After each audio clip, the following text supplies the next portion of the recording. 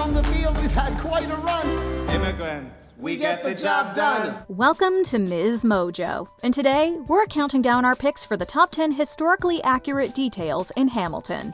And it goes on. Can you imagine getting a letter like this back? You're like, wait, I sent you a paragraph. You know what I mean? For this list, we'll be looking at the best historical facts that Lin-Manuel Miranda included in this groundbreaking musical. Which detail in Hamilton made you jump to Google to fact check? Let us know in the comments. Number 10. Burr's Consequences. The duel between Aaron Burr and Alexander Hamilton is as famous as the two politicians. While Burr didn't lose his life, he did suffer a great deal in the aftermath. After the duel, his legacy was permanently marred. Aaron Burr is charged with murder in both New York and New Jersey. But eventually, the charges against him lapse. His political career never recovered. In fact, it progressively declined over the course of several events. Later on, he faced charges again, this time for treason for an unrelated political scheme. Despite his acquittal, Burr is finished in American politics and goes into exile in Europe. The musical doesn't explore these consequences in great depth. However, it beautifully depicts Burr's remorse in the song The World Was Wide Enough, where he reflects back on the fatal rivalry. I survived, but I paid for it. Now I'm the villain in your history. Number 9. The Burr-Hamilton duel. Alexander Hamilton's demise was dramatic and tragic. Years of tension between him and his political foe and sometimes friend Aaron Burr ended in a duel on a field in New Jersey. We rode across the Hudson at dawn. My friend William P. Van Ness signed on as my number 2. Hamilton arrived with his crew, Nathaniel Pendleton and the doctor that he knew. The musical takes some creative liberties with the details. For instance, it depicts Hamilton's support of Jefferson during the election of 1800 as the main tipping point that led to the showdown. You kept me from the room where it happens for the last time. In reality, there was more at play in the following years. Still, using a combination of powerful lyricism by Lin-Manuel Miranda and a revolving stage, the show builds up the spectrum of emotions between these rivals. Hamilton's monologue in the middle of The World Was Wide Enough serves as an excellent culmination of his story as well as the themes of the show. Burr, my first friend, my enemy, maybe the last face I ever see. If I throw away my shot, is this how you remember me?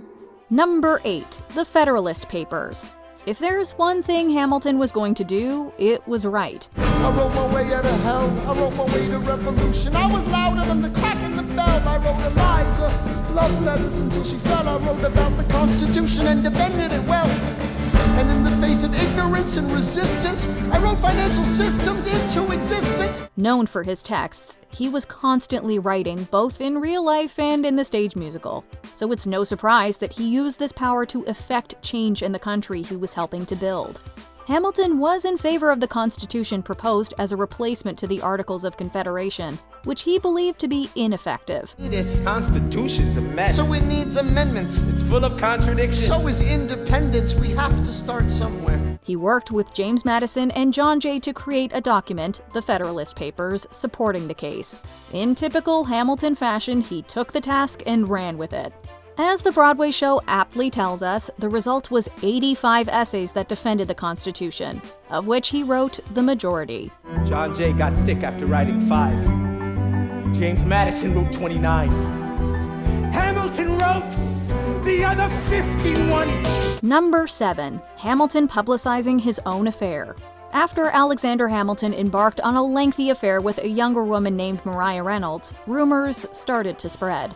The focus of the gossip was an alleged financial scheme thought to be helmed by Hamilton, as well as claims of infidelity. I can almost see the headline, your career is done. I hope you save some money for your daughter and sons. You best run back where you come from. Cornered, the founding father decided to go public in a published pamphlet.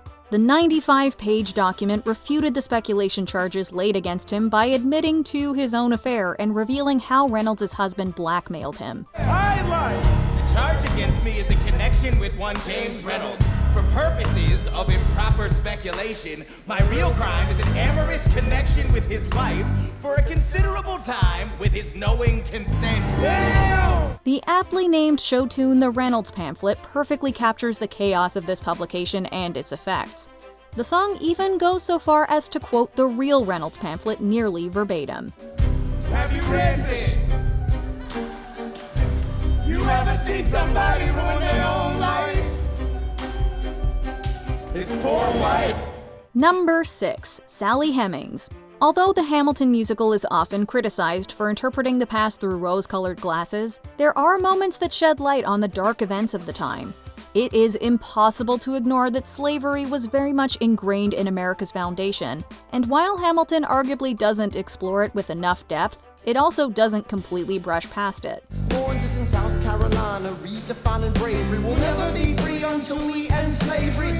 Many jabs are made at Thomas Jefferson, who was known to own at least 600 slaves, including Sally Hemings.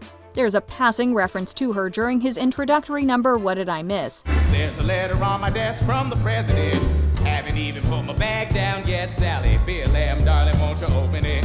While we would have liked the musical to discuss his and the other characters' involvement with slavery more comprehensively, we were still pleased to see the serious issue being addressed. Hey neighbor, your debts are paid because you don't pay for labor. We plant seeds in the South, we create, you keep ranting. We know who's really doing the planting.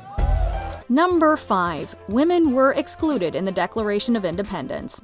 I've been reading Common Sense by Thomas Paine. So men say that I'm intense or I'm insane. You want a revolution, I want a revelation. Those of us watching Hamilton today immediately recognize that the statement, all men are created equal, excluded pretty much anyone who wasn't a white cisgendered man. While it was largely accepted at the time, the so-called equality laid out in the Declaration of Independence created centuries of hurdles for many groups of individuals living in the new country. One of the most quotable lines from the Broadway show is one that specifically criticizes this exclusion. We hold these truths to be self-evident that all men are created equal. And when I meet Thomas Jefferson, I will compel him to include women in the sequel. Right! Angelica Schuyler is undoubtedly a strong, intelligent character, which perfectly positions her to deliver this iconic burn to the past. The wives of the founding fathers also really had a place in history. They worked as hard as the men did. And Abigail Adams asked her husband to not forget the ladies. Number 4. The Schuyler sisters' love triangle. We can probably all agree that one of the biggest draws of Hamilton is the relationship between the title character and his wife, Eliza Schuyler. Will you relish being a poor man's wife, unable to provide for your life? I relish being your wife. Eliza sticks with her husband through the ups and downs of his political career as well as in their marriage. However, she isn't the only Schuyler sister who loves Alexander Hamilton in the show. He's laughing at my sister because she wants to form a harem. I'm just saying, if you really love me, you would share 'em. Ha! While the extent of their real-life bond is debated by historians, many agree that there was more than a friendly relationship between Hamilton and Angelica Schuyler. This is particularly evidenced by the frequent and intimate letters they wrote to each other. I noticed a comma in the middle of a phrase. It changed the meaning. Did you intend this? One stroke and you've consumed my waking gaze. It says, my dearest Angelica, with the comma after dearest. Ultimately, we'll never know exactly what happened between the two, but there's no denying the musical draws on elements of truth. Number 3. Hamilton's affair with Maria Reynolds. The second act of the musical brings one heartbreak after the other. The first one arrives in the form of Maria Reynolds. Don't know how to say no to this, but my God, she looks so helpless. And her body's saying hell yes. Hamilton and Reynolds meet while Eliza is upstate with her family. Despite his loving relationship with his wife, he enters an affair with the younger woman. In real life, the affair lasted several months before her husband James Reynolds first contacted Hamilton. Dear sir, I hope this letter finds you in good health and in a prosperous enough position to put wealth in the pockets of people like me. Down on they luck. You see, that was my wife who decided to... James ultimately decided to extort him for money, which set into motion the events that would ultimately lead to the previously discussed Reynolds pamphlet. The affair came to light years later in 1797, years after Hamilton's affair and tenure as the Secretary of the Treasury had ended. Alexander, rumors only grow, and we both know what we know. Number 2. Hamilton's familial situation. How does a bastard, orphan, son of a whore, and a Scotsman dropped in the middle of a forgotten spot in the Caribbean by providence, impoverished and squalor, grow up to be a hero and a scholar? One of the very first things we learn about Alexander Hamilton in the musical is that he was born out of wedlock. But did you know that his parentage actually played a very important role in his early life? Rachel Fawcett Levine had Alexander with Scottish trader James Hamilton, despite technically being married to a merchant. Abandoned by both his mother's soon-to-be ex-husband and his birth father, Alexander's youth was rocky. As a result, he started working from a young age to help his mother. After she passed away in 1768, he was on his own. At the age of 13, an illegitimate orphan in poverty, and so he immediately had to go to work. He worked for a trading charter as a kid, so he's getting first-hand economic education. The tenacious spirit he earned from these years arguably helped put him in a position to attend school in New Jersey and New York. As they say, the rest is history. He literally writes his way out of his circumstances. And it's so much the quintessential immigrant story of redefining yourself when you come to a new place. Before we unveil our top pick, here are a few honorable mentions. Hamilton as an abolitionist. Hamilton's abolitionist views influenced his politics. I stay at work with Hamilton. We write essays against slavery, and every day's a test of our camaraderie and bravery. So we cut supply lines, we steal contraband, we pick and choose our battles and places to take a stand. Washington's aide.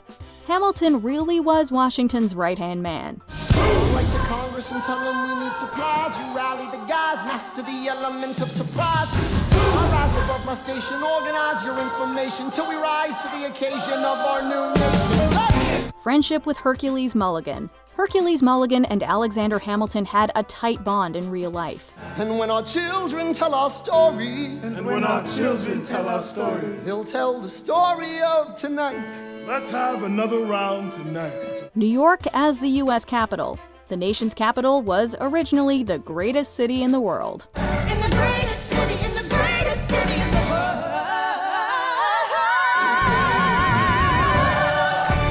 Before we continue, be sure to subscribe to our channel and ring the bell to get notified about our latest videos.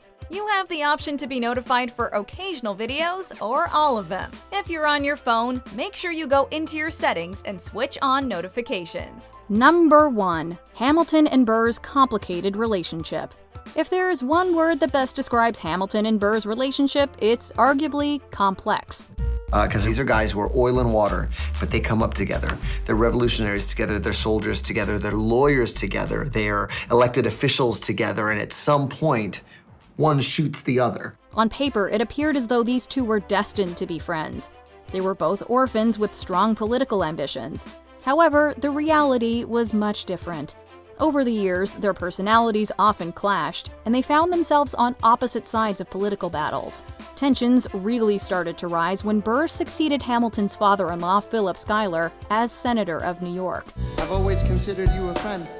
I don't see why that has to end. You changed parties to run against my father-in-law. I changed parties to seize the opportunity I saw. A series of events led to things devolving further, culminating in the duel that would take Hamilton's life. Lin-Manuel Miranda and Leslie Odom Jr. perfectly channeled the building tension between the historical figures on stage, as evidenced by numbers like Your Obedient Servant and The World Was Wide Enough. Hamilton drew first position, looking to the world like a man on a mission. This is a soldier with a marksman's ability. The doctor turned around so he could have deniability.